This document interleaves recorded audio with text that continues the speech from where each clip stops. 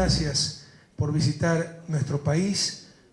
Muchas compañeras y compañeros, representantes de partidos, movimientos y organizaciones políticas que participaron en el 2015 en ese extraordinario evento de la ELAP, hoy nos honran de nuevo con su presencia, pero aquí estamos enfatizando sobre todo la presencia juvenil. Y son jóvenes de Argentina, de Bolivia, Brasil, de Chile, Colombia, Cuba, de México, Nicaragua, de toda la patria grande, de nuestra querida Venezuela. Quiero recibirlos con un abrazo fraterno, profundamente revolucionario. Ustedes, queridos jóvenes, son las manos, los corazones, las mentes que construyen día a día, con mucha esperanza y amor, nuestra patria grande.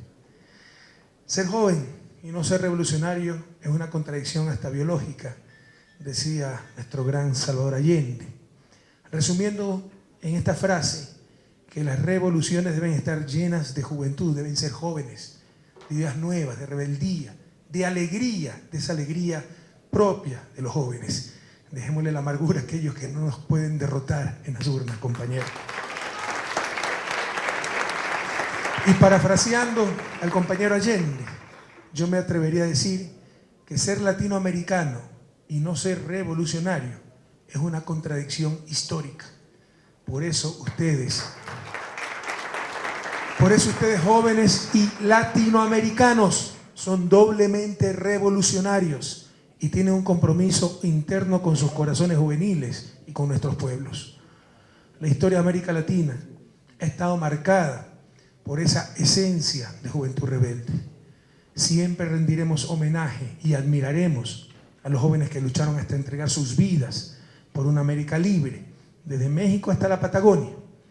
En este camino, miles de jóvenes fueron asesinados, desaparecidos, torturados en las épocas dictatoriales que vivió nuestro continente, e inclusive durante gobiernos que se hacían llamar democráticos.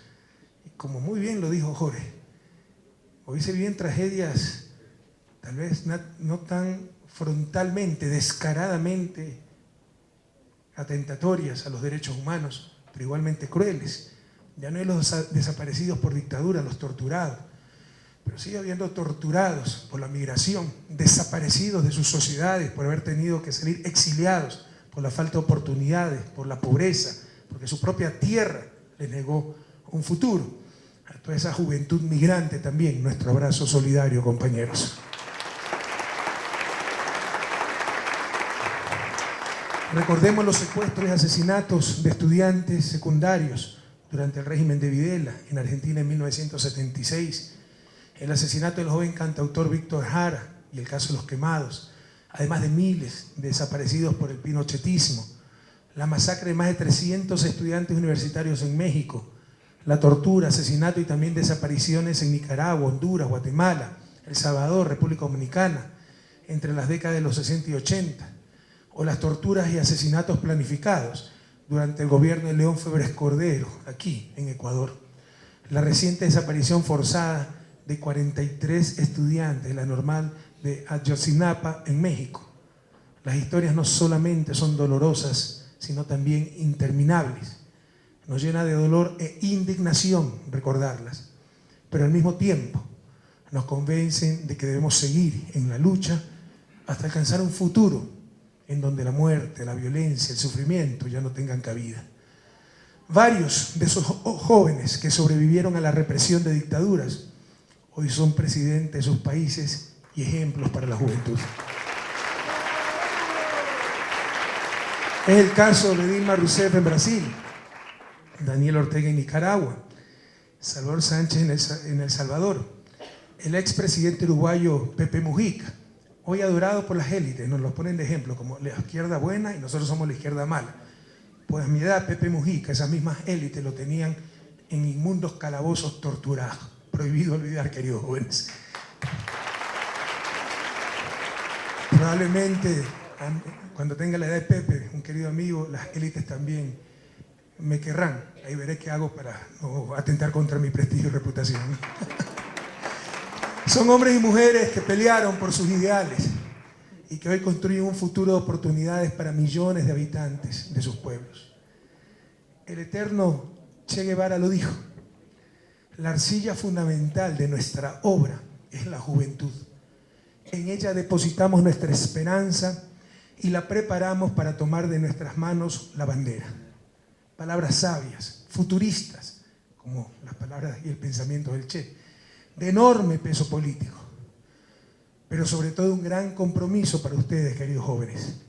Nosotros coincidimos con el pensamiento del Che. Sabemos que ustedes son los herederos de las transformaciones alcanzadas y que al mismo tiempo son quienes legarán la patria nueva a las futuras generaciones, defendiendo y fortaleciendo la continuidad de estos procesos.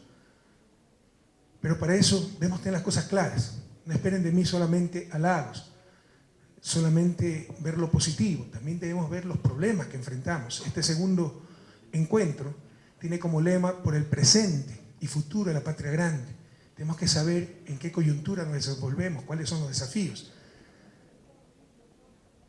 Esta Latinoamérica, herida de muerte en el pasado, pero que hoy construye procesos dignos, soberanos, que son una flama que mantiene encendidas nuestras revoluciones. Pero hay grandes desafíos, hay nuevas coyunturas, hay nuevos escenarios. Queridos jóvenes de América Latina, de la patria grande, como siempre digo, y soy economista, a pesar de eso soy una buena persona, nos quisieron hacer aparecer el desarrollo como un problema técnico. El desarrollo es básicamente un problema político. La pregunta clave es quién manda en una sociedad, las élites o las grandes mayorías, el capital o los seres humanos, el mercado o la sociedad. Las instituciones políticas y programas de un país dependen de quién maneja el poder. Y América Latina ha estado históricamente dominada por élites que excluyeron del progreso a las grandes mayorías. Lo que debe hacer justicia lo reducían a caridad. Que mi empleada doméstica cada 2 semanas pueda tener una tarde libre, le doy unos $20, que sus hijos puedan acceder a mejores escuelas públicas, pero que sus hijos estudien con los míos en las escuelas privadas, que ocupen su lugar nomás, que se ubiquen. Esa es la mentalidad de nuestras élites. La pobreza en América Latina no es fruto de la escasez de recursos, es fruto de la inequidad y esta a su vez consecuencia de las perversas relaciones de poder, donde pocos dominan todo. Aquí, menos del 2% de las familias poseen más del 90% de las grandes empresas. Esto es lo que está en el fondo de los proyectos progresistas de América Latina. El poder a las grandes mayorías. Transformar nuestros estados burgueses, representando tan solo unos cuantos, en estados verdaderamente populares, representando a todos, pero sobre todo a los más pobres, buscando la justicia y la equidad, queridos jóvenes.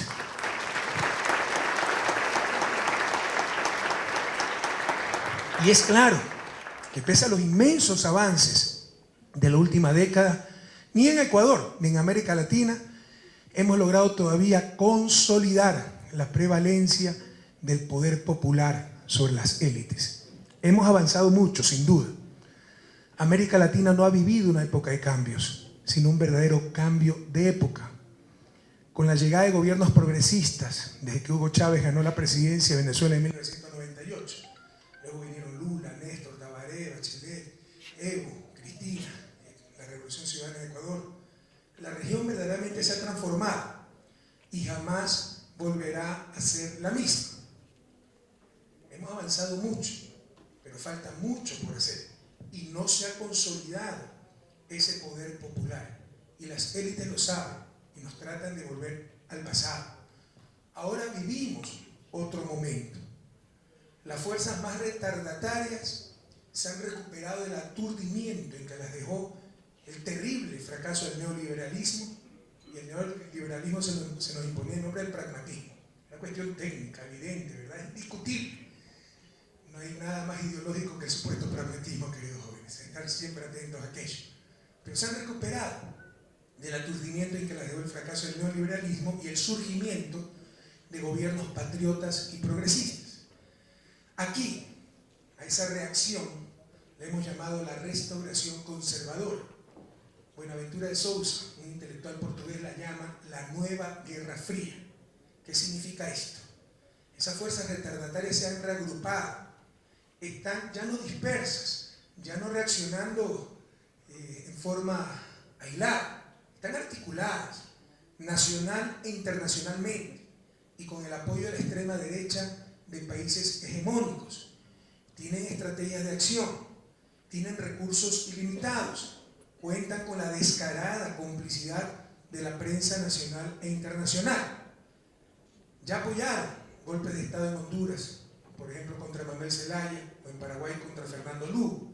No lo lograron en abril del 2002 en Venezuela, cuando los medios de comunicación dijeron que el presidente Chávez había renunciado, y cuando el pueblo lo rescató y lo puso de nuevo en la presidencia, empezaron a pasar dibujos animados. Esa es la prensa libre independiente de nuestra América.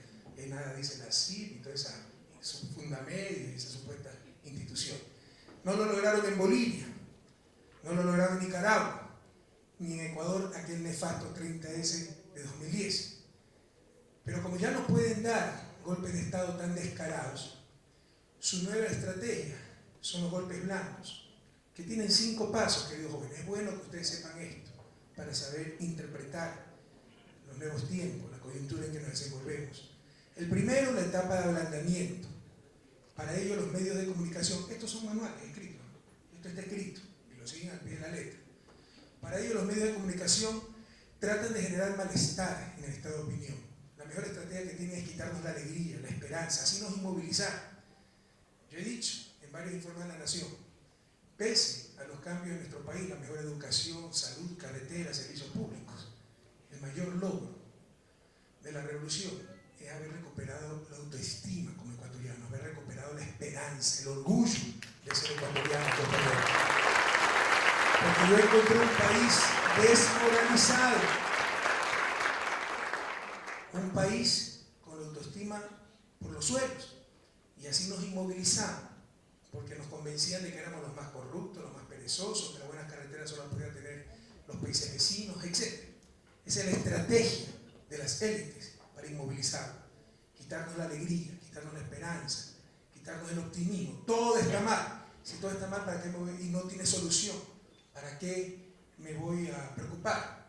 Toda autoridad es mala, como decía Guillón. Uno de sus grandes desafíos es demostrar que hay política virtuosa, pero pareciera ser que ganar elecciones en América Latina es un pecado, porque uno inmediatamente, por no sé qué incomprensible magia, el hecho de ser autoridad lo convierte en uno en malo. Toda autoridad es mala, y así nos inmoviliza, y ellos son los árbitros del bien y del mal. Los medios de comunicación se convierten en los árbitros del bien y del mal.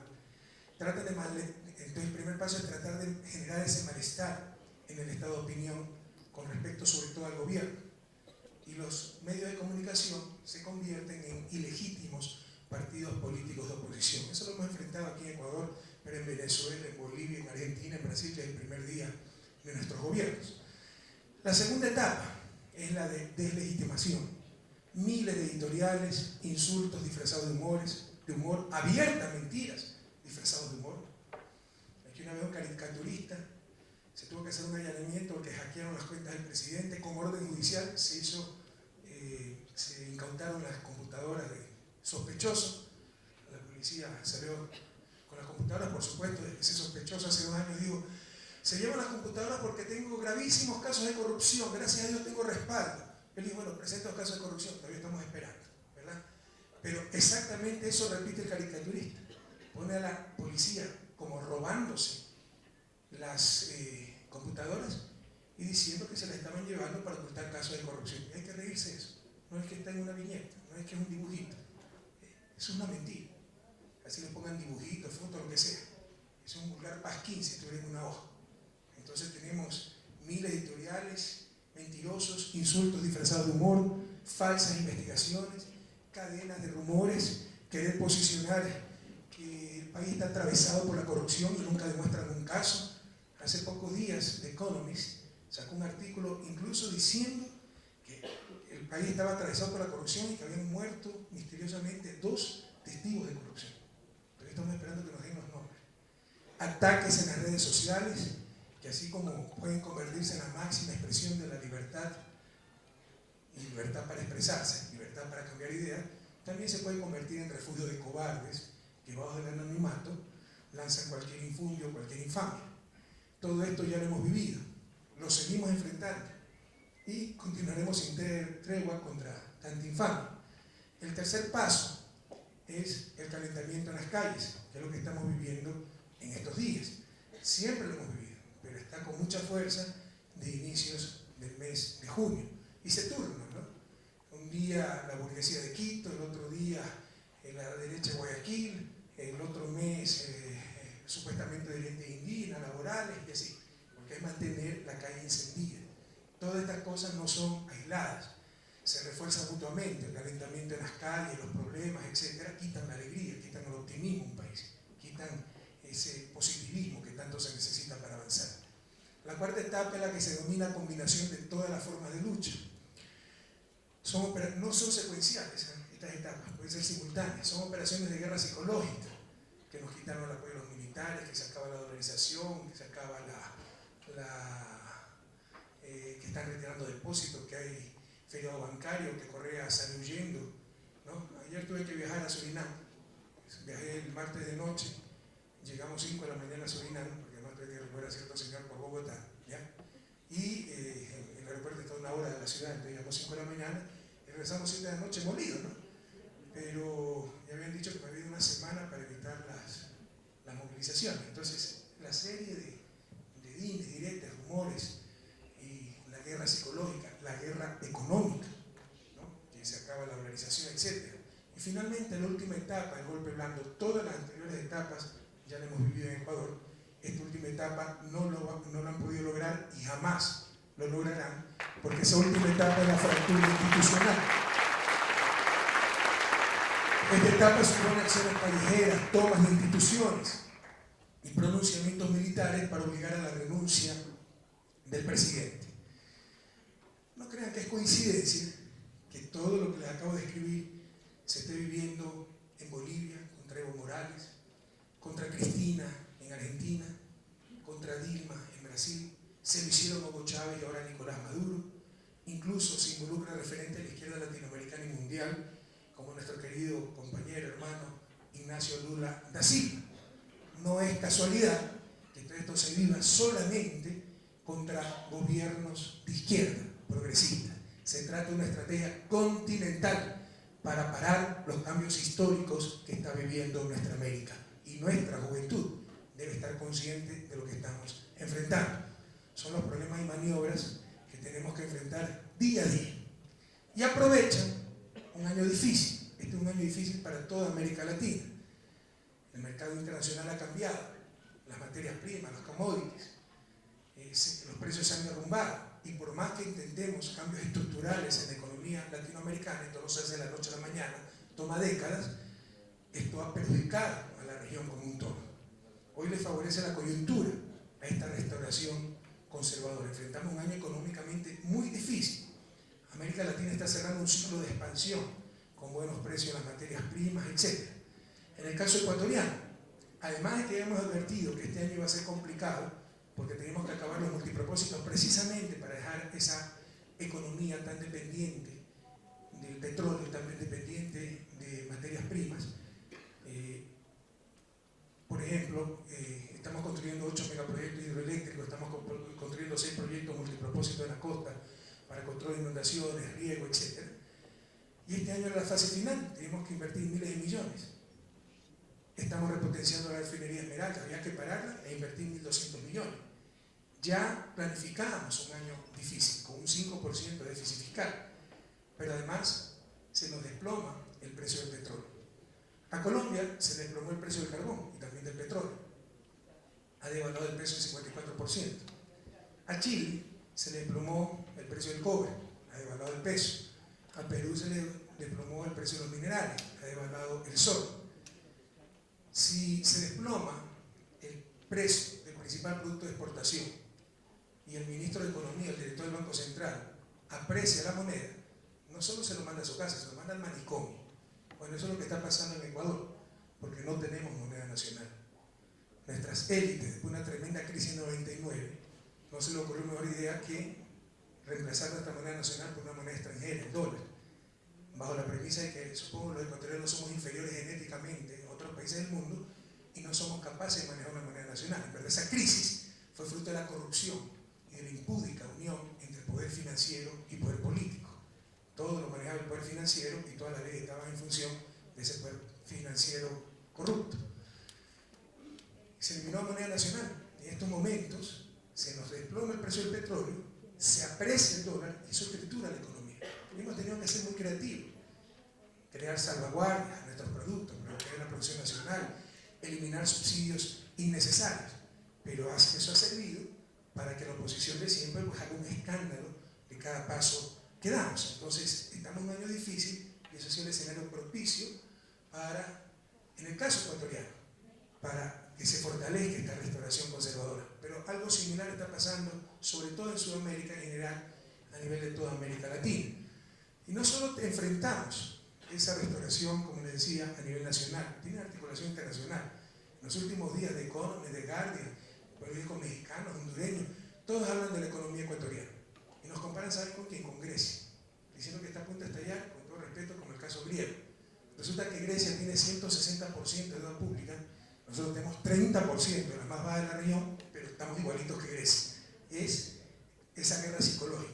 Pero también cortarnos las fuentes de financiamiento. O sea, cuando los inversionistas, los prestamistas internacionales leen esas noticias y dicen que le vamos a prestar a Ecuador y complicarnos mucho más el escenario económico. Esta restauración conservadora, esta guerra fría se ha profundizado en el caso de Ecuador, pero en general en la región, dado el año difícil que está enfrentando América Latina. Y saben lo más triste, lamentablemente no es solo la derecha la que tenemos que enfrentar. Estos procesos desestabilizadores cuentan también con la participación de una supuesta izquierda radical, siempre la mejor aliada de los reaccionarios, y muchas veces también cuentan con la participación de los propios jóvenes, sorprendidos por cantos de sirena. Queridos jóvenes, alguna vez le pedí a un jesuita amigo mío, viejo, los jesuitas saben mucho, más un jesuita viejo, ¿cuál es el mejor consejo que me podía dar para la vida? Me dijo, ver claro, obrar, sentir hondo y obrar recio. Ver claramente la realidad, sentirla y obrar con eficiencia y eficacia. Jóvenes, a ver claro, a sentir hondo, a obrar recio. Cuidado con dejarnos engañar. Es muy sencillo dejarse convencer con discursos románticos, con cantos de sirena. Por ejemplo, en un extremo, en el que no hay ideología, sino que todo es pragmatismo. No hay nada más ideológico que el supuesto pragmatismo. Pero en el otro extremo, el purismo ideológico de una izquierda que no entiende lo que es gobernar. El rol de la supuesta ultraizquierda en América Latina ha sido y es absolutamente funcional al statu quo. Presentan cosas imposibles y muchas veces también indeseables, no abordan los problemas fundamentales, el dominio del capital en todos los ámbitos y su supremacía sobre el trabajo humano, el monopolio de la comunicación en manos de la derecha. Están totalmente equivocados en los énfasis y en los análisis. Es la política del todo nada que hará fracasar cualquier proyecto político progresista. Aunque ustedes no lo creen, hoy tenemos esa supuesta ultraizquierda y gran parte de ella con poncho, marchando, por ejemplo, ¿saben contra qué? Contra impuestos demasiado altos. América Latina es la región del mundo con más bajos impuestos. Ecuador todavía está por debajo del promedio de América Latina. Aquí en Ecuador los pobres no pagan impuestos. Esos dirigentes indígenas no pagan impuestos, ninguno. Pero luchan contra los altos impuestos. Eso fue parte de su plataforma de lucha, como le llaman, ¿verdad? Es decir, funcionales a los más ricos. Luchan defendiendo, hoy día de mañana leía la entrevista de una dirigente indígena, bueno, ella sí es absolutamente, ya no amoral, ¿no?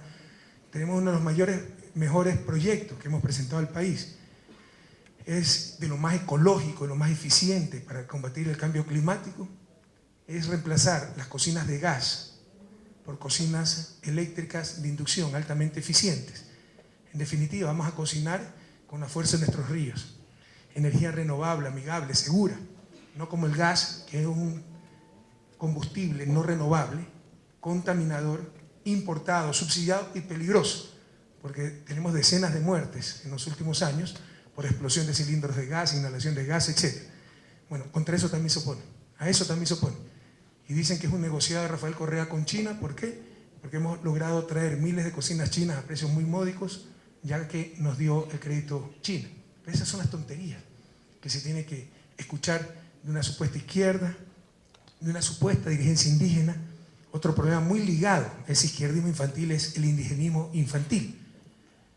Mitificar el mundo indígena. No se engañen, jóvenes. No es que por ser pobres es bueno, no es que por ser ricos es malo, no es que por ser indígenas es bueno, no es que por ser blancos es malo. Hay indígenas de derecha y de izquierda. Hay indígenas honestos y hay deshonestos. Hay indígenas inteligentes y no tan inteligentes. Y hay que saber diferenciar. Y hay que hablar cosas claras.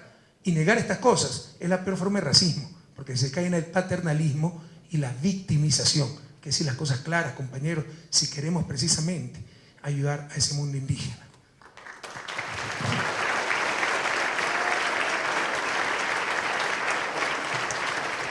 Pero fíjense, hoy marchan contra los altos impuestos, la izquierda radical y el indigenismo. ¿Se pueden imaginar eso? Otro problema es el ecologismo infantil. Y esto atrae mucho a los jóvenes. Suena muy bonito, pero hay que ver la práctica, compañeros. Creer que superar el extractivismo es dejar de aprovechar nuestros recursos naturales no renovables. Sí, probablemente superemos el extractivismo y regresemos a una economía de recolección, porque eso es un suicidio social que llevaría al fracaso a cualquier proyecto político en el poder. Imagínense Venezuela sin el petróleo. Imagínense Bolivia sin petróleo, sin gas, sin minería. Chile sin el cobre. Allende decía, el cobre es el pan de los chilenos. Y hoy tenemos una izquierda infantil con un ecologismo infantil que nos dice no al petróleo, no a la minería, sálvese quien pueda, pero además existe una doble moral, porque sin esos productos no se puede entender la vida moderna. Alguien los tendrá que producir. Pero que lo produzcan los otros. Entonces, si contamina, si daña la naturaleza, que se contamine, que se dañen los otros. Incluso ahí hay una gran doble moral. Así no se supera el extractivismo, queridos jóvenes.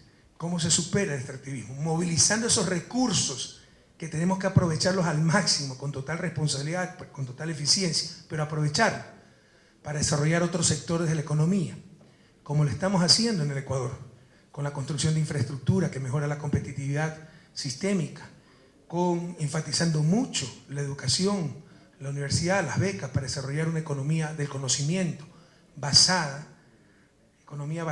en el único recurso ilimitado, que es la mente humana, el talento humano. La izquierda latinoamericana, ustedes jóvenes, deben tener muy claro que la gran oportunidad para poder desarrollarnos con soberanía, sin tener que soportar los abusos que soportó, por ejemplo, el sudeste asiático, grandes periodos, décadas de sobreexplotación de su fuerza laboral, hasta tener algo de capacidad de acumulación y poder emprender un desarrollo endógeno. Nuestra gran oportunidad para no pasar por esos episodios tan dolorosos de tanta explotación, de tanta injusticia, son nuestros recursos naturales. Hoy, por ejemplo, muchos exigen que no se explote el petróleo en la Amazonía, pero entendemos que eso implica un costo inmenso por los ingresos no recibidos y por cada día que transcurre teniendo un niño sin escuela, una comunidad sin agua potable, o gente muriendo por enfermedades perfectamente evitables, dengue, chikungunya, tal vez está en sus países también. Entonces esas son enfermedades de la miseria, porque es por falta de agua potable, servicio de alcantarillado, asfaltado, etc. Verdaderas patologías de la miseria. Entonces ese otro canto de sirena, ¿no? El ecologismo a ultranza, en el que caen muchas veces los jóvenes y harían fracasar a cualquier proyecto político, más aún un proyecto político de izquierda. Otras cosas que suenan bonitas, libertad de prensa, libertad. Qué palabra tan estropeada, ¿no? Madame Roland, en la Revolución Francesa, antes de ir a la guillotina, dijo: libertad, ¿cuántos crímenes se cometen en tu nombre? En nombre de la libertad, 3000 cabezas rodaron en la Revolución Francesa, queridos chicos. Pinochet dio su golpe de Estado en nombre de Chile libertario. Él hablaba en nombre de Chile libertario. Libertad es una de las palabras más estropeadas, más utilizadas. Aquí, hoy, la derecha, los de siempre nos hablan de libertad y tienen todos sus bienes a nombre de fundaciones y fideicomisos en paraísos fiscales. Si se mueren mañana no pagan impuestos a la gerencia porque tienen todo a nombre de empresas o fideicomisos extranjeros. Esa es la libertad que quieren nuestras élites. Cuando las élites latinoamericanas afirman que, por ejemplo, no existe libertad de prensa, no nos engañemos, es porque sus medios de comunicación ya no tienen impunidad para manipular la verdad, o porque nos atrevemos a contestarles. Estamos acostumbrados a que todos los presidentes, los gobiernos, el poder político agachara la cabeza ante el poder mediático. Hoy los gobiernos dignos de nuestra América no lo hacen, no se someten a nada que no sea el poder del soberano, las inmensas mayorías, nuestro pueblo, nuestra gente. Nos atrevemos a disputar su hegemonía, a desmentirlos, a desenmascarar sus mentiras. Es hasta chistoso, ¿no? Si un medio de comunicación llama al presidente deshonesto, corrupto, autoritario, prepotente, libertad de prensa. Si yo les digo a ellos deshonestos, es atentado a la libertad de prensa. Es la doble moral, el engreimiento de esas élites que también son los propietarios de los medios de comunicación. Cabría preguntarse si una sociedad puede llamarse verdaderamente libre cuando ese derecho fundamental para la sociedad moderna, el derecho a la información y a la comunicación, está en manos de negocios privados con fines de lucro. Y aunque este es un problema planetario, para mí uno de los grandes temas a discutirse en el mundo del siglo XXI, en Latinoamérica el problema es mucho más grave, por la propiedad familiar de los monopolios de medios, por sus serias deficiencias éticas y profesionales y por su descarado, pero descarado, involucramiento en política. Creo que todos coincidimos, queridos jóvenes, en que una buena prensa es vital para una verdadera democracia, pero también debemos coincidir en que una mala prensa es mortal para esa misma democracia. Y la prensa latinoamericana, como siempre digo y tanto le molesta a los engreídos propietarios de los medios de comunicación ecuatorianos, la prensa latinoamericana es mala, muy mala, es terrible, queridos jóvenes.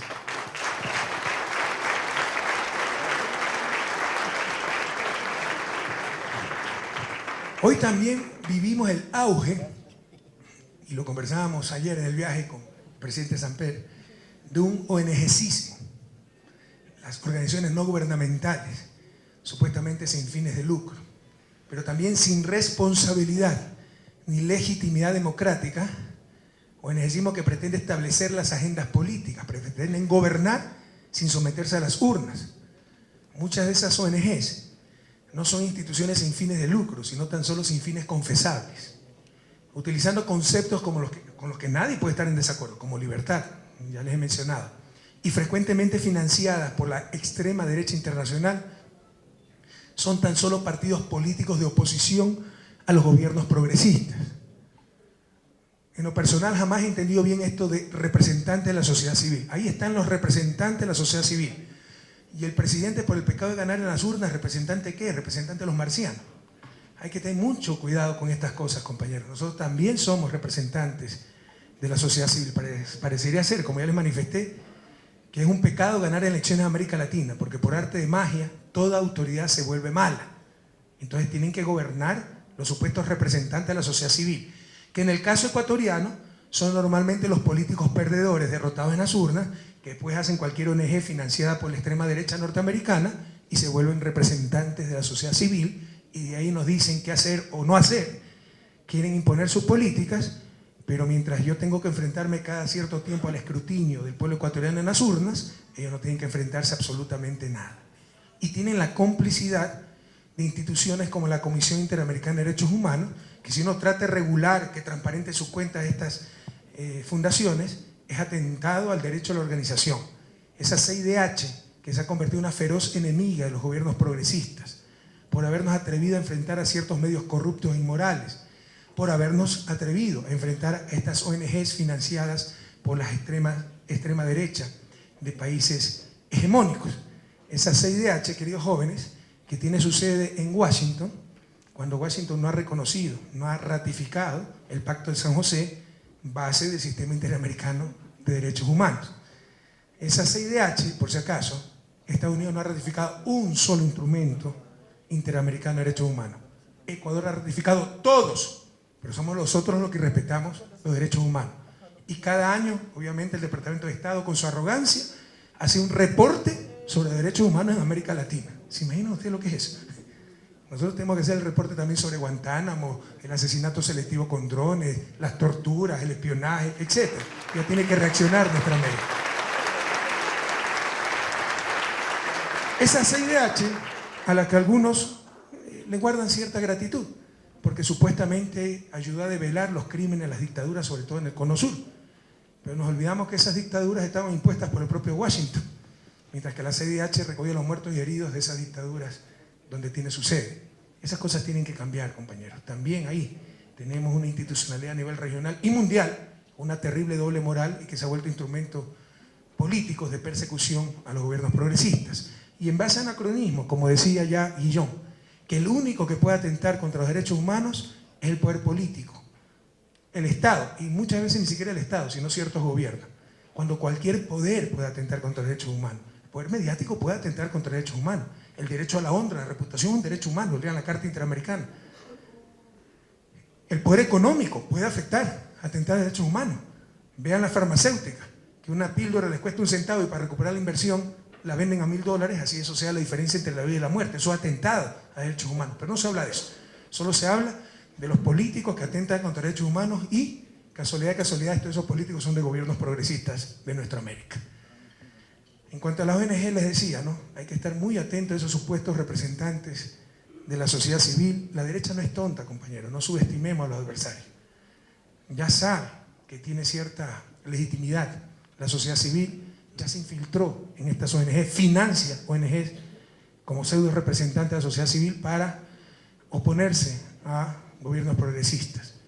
Como dice Álvaro García Linera, para el caso de ciertas ONG supuestamente ambientalistas, Álvaro es vicepresidente de Bolivia, un querido amigo y para mí uno de los mayores intelectuales en estos momentos de nuestra América, una persona realmente brillante. Como dice mi querido amigo Álvaro, varias ONGs no son realmente organizaciones no gubernamentales, sino organizaciones de otros gobiernos en nuestro territorio. Y el vehículo de la introducción de un tipo de ambientalismo colonial que relega a los pueblos indígenas al papel de cuidadores del bosque amazónico. Ustedes no talen, no exploren, no extraigan, muéranse de hambre, pero cuídenme el bosque y yo vendré en vacaciones a tomarme una bonita fotografía con mi familia, ¿no? Ese es un poco el discurso y el ambientalismo colonial al cual se refiere Álvaro. Pero aquí le da fuerza, ¿no? Muchas no son organizaciones no gubernamentales, sino organizaciones de otros gobiernos actuando en nuestro territorio.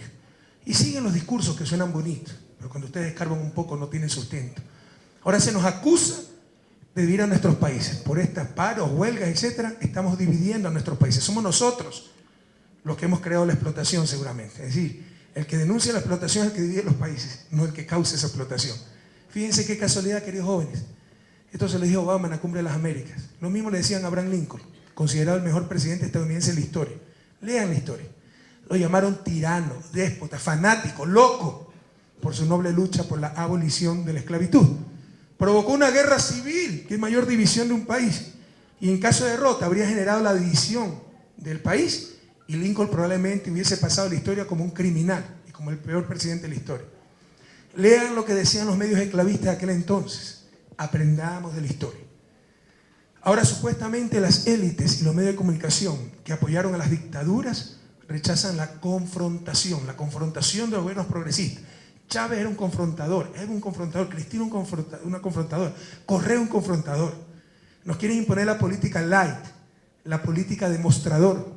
Nos quieren hacer creer que la política democrática es necesariamente la política del consenso. Y le hablan, ¿no?, con cara de circunstancias, y hay que lograr consenso, es decir, sométanse a lo que nos quieren imponer. Cabría preguntarse si hubiera sido posible consensuar entre represores y reprimidos, entre esclavistas y esclavos. Queridos jóvenes, esto lo dije en el último mensaje de la Nación, lo sacó de contexto a la prensa, diciendo que llamaba a confrontar en las calles, que fuera idiota. Vamos a hablar de confrontación de ideas, denuncias, debate. Negar el conflicto es aceptar el dominio sin disputarlo. La democracia del consenso es una posición profundamente conservadora que niega el pluralismo y el antagonismo, claves de cualquier política democrática. Es querer negar el disenso y presuponer acuerdos que no están dados. Es el equivalente del fin de la historia con el que nos quisieron convencer en la época neoliberal. Ya todo marcha bien, no hay lugar a disputas, a confrontación, hay que contentar a todo el mundo y significa mantener el status quo. No, compañero. La política de la revolución ciudadana no es ambigua ni amorfa. No puede colocarse en el centro a una falsa izquierda que niega la necesidad de las diferencias, que rechazan la importancia de conformar identidades políticas claramente ubicadas en el espectro ideológico. Negar el conflicto, y vaya si en nuestra América hay conflicto, una opulencia insultante al lado de la más intolerable pobreza, miseria. Esas son balas cotidianas, queridos jóvenes. Eso es también violencia, balas cotidianas contra la dignidad humana. Negar el conflicto es aceptar que nada podemos hacer frente a estas realidades tan injustas. No podemos caer en esa trampa. Seguiremos confrontando, pero no como los mediocres, tirando piedras, palos. Nosotros lanzando ideas, principios, visiones, y que elija el pueblo ecuatoriano democráticamente en las urnas. Nosotros confrontamos para que no muera más gente en las puertas de los hospitales, para que nuestras familias permanezcan unidas y sus miembros no emigren hacia un destino sin certezas. Confrontamos para que nuestros niños tengan un futuro digno de alegría y de esperanza. Confrontamos y lo haremos siempre ante la injusticia, la mentira, ante la mediocridad. La mejor respuesta a esa democracia burguesa con la que nos quieren convencer son las palabras de nuestro general Eloy Alfaro, el mejor ecuatoriano de todos los tiempos. Decía el general Alfaro: si en lugar de afrontar el peligro hubiera yo cometido la vileza de pasarme al enemigo, habríamos tenido paz, mucha paz, la paz del coloniaje. Queridos jóvenes, nos quieren vender la paz del coloniaje, la unidad de la claudicación, el consenso del sometimiento. Es necesario elevar el nivel del debate social y político. Es necesario apasionarse por la verdad y la justicia. Es necesario reivindicar, queridos jóvenes, el derecho a indignarnos, el deber de confrontar.